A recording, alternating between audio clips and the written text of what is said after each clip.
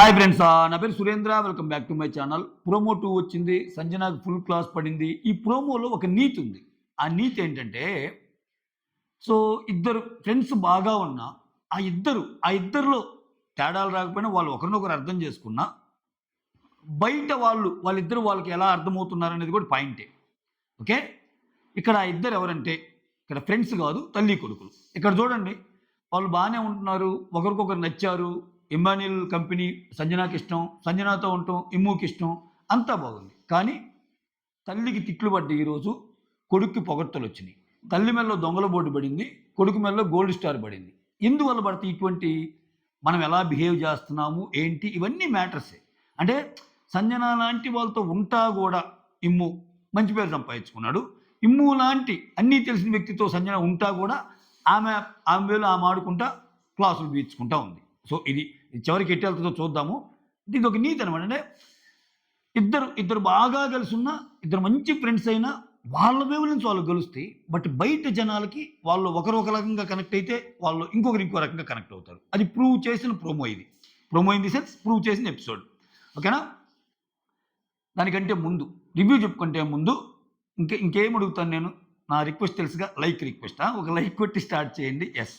ఇక్కడ promo start అవటం సంజన గారు లేచి, సార్ నన్ను కార్నర్ చేస్తున్నారనిపిస్తుంది సార్, అన్ని రకాలుగాని ఫీల్ అవుతున్నాను సార్. ఇది నిజమా? నిజం చెప్పండి, ఇది నిజమా? అసలు ప్రోమోలో first dialogue itself Sanjana గారిని ఎవరైనా కార్నర్ చేశారా?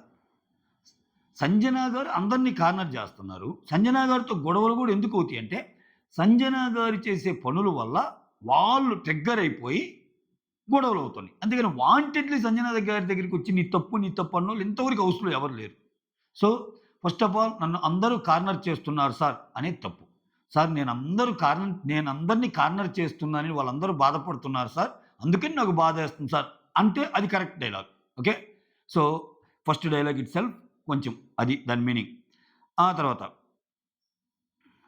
నాకు సార్ వచ్చి అందరికీ స్టార్స్, రాము వచ్చి ఆ అది ఓపెన్ చేస్తాడు, క్లాత్ ఓపెన్ చేయగానే ఇంకో స్టార్స్ అన్నీ ఉంటాయి. ప్రోమోని బట్టి కాకపోయినా చాలా అప్డేట్స్ వచ్చాయి కాబట్టి చెప్తున్నాను. ఈ 4 వారాల పెర్ఫార్మెన్స్ని బట్టి ఇమ్మాన్యుల్కి గోల్డ్ స్టార్ వస్తుంది. సో మిగిలిన వాళ్ళందరికీ సిల్వర్ స్టార్స్ వస్తాయి. ఎవరు రీతుకి కానీ తనూజాకి కానీ అందరికీ. సో బ్లాక్ స్టార్స్ వచ్చేసరికి హరీష్కి అండ్ సంజనాకి అండ్ దెన్ ఫ్లోరాకి వస్తాయి బ్లాక్ స్టార్లు. సో ఇలా ముగ్గురికి బ్లాక్, ఆమెకేమో ఒక్క ఇమాన్యుల్ గోల్డెన్ స్టారు, మిగిలిన వాళ్ళందరికీ సిల్వర్ స్టార్లు వస్తాయి. అంటే బెస్ట్ సూపర్ ఒక కేటగిరీ, యావరేజ్ ఒక కేటగిరీ, బిలో యావరేజ్ అనమాట. అది బిలో యావరేజ్ ఆర్ వర్స్ట్ అనుకోండి, ఇంకా అంతేలే. బెస్ట్, వర్స్ట్, మిడిల్, అది కేటగిరీస్. ఇక్కడ నాకు సారు గోల్డ్ స్టార్ వచ్చి ఇమాన్యుల్కి ఇస్తారు. చెప్తా, నీ ప్రేమ కథ చాలా ఎమోషనల్ అనిపించింది, ఆ కంట్లో నీళ్ళు వచ్చేసాయి అన్నట్టు చెప్తాడు. ఇమ్ము అంటాడు, నేను చాలా మిస్ అవుతున్నాను సార్, ఒక్కసారి ఆమెతోటి ఏదన్నా ఫోన్ కానీ ఏదన్నా చేపించండి సార్ అన్నట్టు అంటున్నాడు. అంత లవ్ స్టోరీ మనోడిది, అమ్మో ఇన్నిసార్లు తలుచుకుంటున్నా అంటే, నేను నిన్న కూడా ఏదో ఈ స్టోరీ గురించి చెప్తే ఇతను ఇక్కడే కాదు, కిరాక్ బాయ్స్ కిలాడిగా అదేదో వస్తుల్లా, అదేదో వంటది ఏందిరా ప్రోగ్రామ్ పేరు, దాని పేరు కుక్కు జాతిరత్నాల ఏదో, కుక్కు విత్ జాతిరత్నాల, దాంట్లో కూడా ఇతను లవ్ స్టోరీ చెప్పాడంట. సో అతనిది పాపం జెన్యూన్ లవ్ స్టోరీ ఏందో మరి. ఇన్ని బాధలు పెట్టుకుంటే ఎట్టా ఇంట్లోకి వచ్చాక, ఉండాలి తప్పదు, ఇంకా ఏమో ఉండాలమ్మా తప్పదు ఇంకా.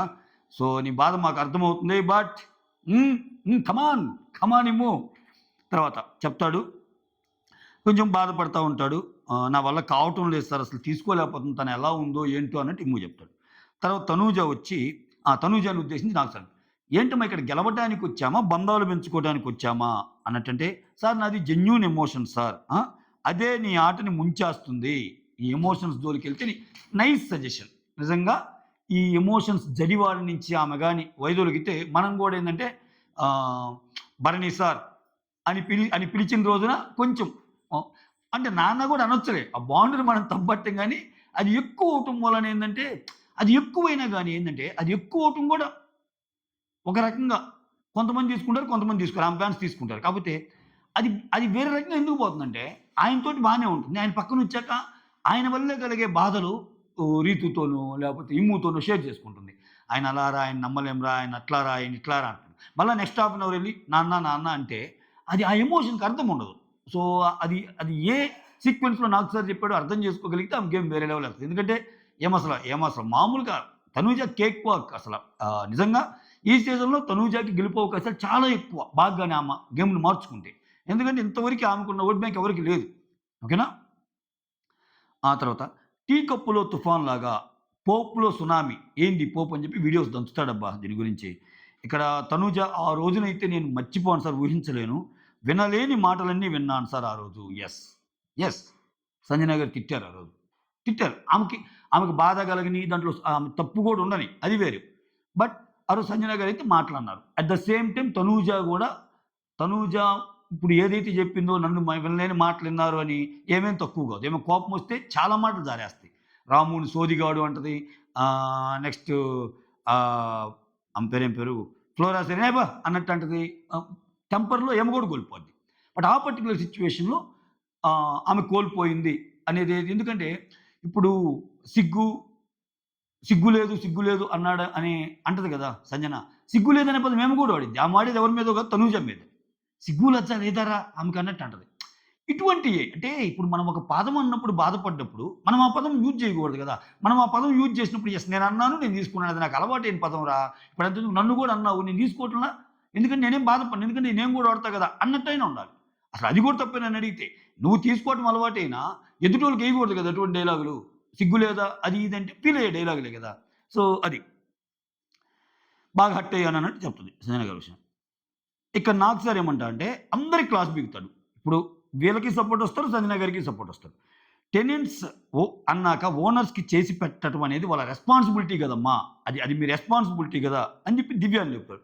దివ్య ఆ విషయంలో వాళ్ళ గొడవలు చాలా ఎక్స్‌టెండ్ అయినియి సార్. ఆహ్, అందుకని ఇంకా అట్లా జరిగిందన్నట్టు అంటది. తప్పు. ఇక్కడ దివ్య తప్పిది. ఎందుకని సంజన వెళ్లి అక్కడ అడగంగానే నువ్వెళ్లి ఆ పోపయితే సరేలే పో పెట్టుకో అనంగానే ఏమొస్తది.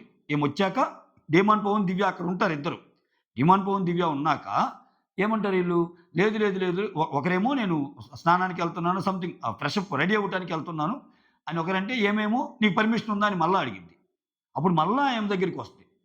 సారీ నీకు పర్మిషన్ ఉందా అంటే, ఇంక వాళ్ళకిద్దరికి పనులున్నాయేమో అని చెప్పి నేను శ్రీజ చవితి చేపించుకుంటానంటది. ఎందుకని ఓనర్స్‌కి టెనెన్సీ చేసి పెట్టాలి గదా! సో, ఇంత సీక్వెన్స్ జరిగిద్ది. ఇప్పుడు నాగ్‌సన్ అనేదేంది? టెనెంట్స్ అనేవోళ్ళు ఓనర్స్‌కి చేసి పెట్టడం రెస్పాన్సిబిలిటీ. అక్కడ ఆల్రెడీ ఆ అమ్మాయి గో హెడ్ నోట్ ఇచ్చేసింది. ఇంక చేసి పెట్టడానికేమి? మళ్ళా దాంట్లో సబ్ క్వెషన్స్ ఎందుకు అన్నట్టు. దట్టు రాంగానే చేసి పెడితే ఈ బాధ ఉండదు గదా! ఆళ్ళేంది లేట్ జేశారు. మాకు పనుందిలే. సరే లేట్ జేస్తే జేశారు. నిజంగా మీ పనులకు గూడా రెస్పెక్ట్ ఇద్దాం. ఆమె వేరే వాళ్ళతో చేపించుకుంటా అన్నా గాని వాళ్ళు వద్దన్నారు. శ్రీజలో చేయించుకుంటాం నేను కదా చేసేదని మళ్ళా ఏమొచ్చింది. ఇప్పుడు ఎవరు చేస్తే ఏమైంది? అంటే ఈ టోటల్ దాంట్లో ఈ ఒక్క పాయింట్‌లో మాత్రం సంజన కరెక్ట్. ఈ ఒక్క పాయింట్‌లో సంజన కరెక్ట్ అన్నట్టు తేల్చారు ఈ వీడియో ఏసి. ఆ తర్వాత మళ్ళా సంజనని లేపి మనకు కావాల్సింది పోప్ ఆర్ ఫైట్. ఎందుకంటే ఇక్కడ ఈ సంజన గారిది కూడా తప్పుంది. ఇప్పుడు పోప్ కావాలన్నప్పుడు పోప్ తెచ్చుకునే మార్గం చేయాలి గానీ, దాని గురించి విపరీతంగా ఫైట్ ఎందుకు? సరే అయిపోయింది అది అయిపోయింది. అయిపోయాక తనూజ 2, 3 సార్లు అడిగింది. నేను చేసి పెడతాను. అప్పుడైనా తగ్గి అడగొచ్చు గదా! మనకు కావాల్సింది పోపే గదా! ఫైట్ కాదు గదా! అంటే ఆమె పాయింట్ ఏంటి సంజన గారి పాయింటు? నాకు జరగాల్సిన డ్యామేజ్ జరిగిపోయింది. నన్నసలంతా తక్కువగా చూసారు. చిన్న పోప్ కోసం ఇదా అదా అని చెప్పి ఆమె ఎళ్ళిపోయింది. సో, అప్పుడప్పుడు ఇంట్లో పరిస్థితులను అర్థం చేసుకో. మనకు కావాల్సింది పోప్ కాదు. పోప్ కాని గాని పోప్ కాదు. ఛీ! మనకు కావాల్సింది పోప్. కానీ ఫైట్ కాదు గదా! అన్నట్టు నాకు సార్ విశదీకరించి చెప్తాడు సంజన గారికి. ఆ తర్వాత ఆ! నువ్వు ప్రాంక్‌కి, థెఫ్ట్‌కి డిఫరెన్స్ తెలుసుకోమ్మా. నువ్వేదైతే దొంగతనాలు చేస్తున్నావో ఇవి ప్రాంక్స్ కాదు థెఫ్ట్. దానివల్ల చాలామంది ఇబ్బంది పడుతున్నారు.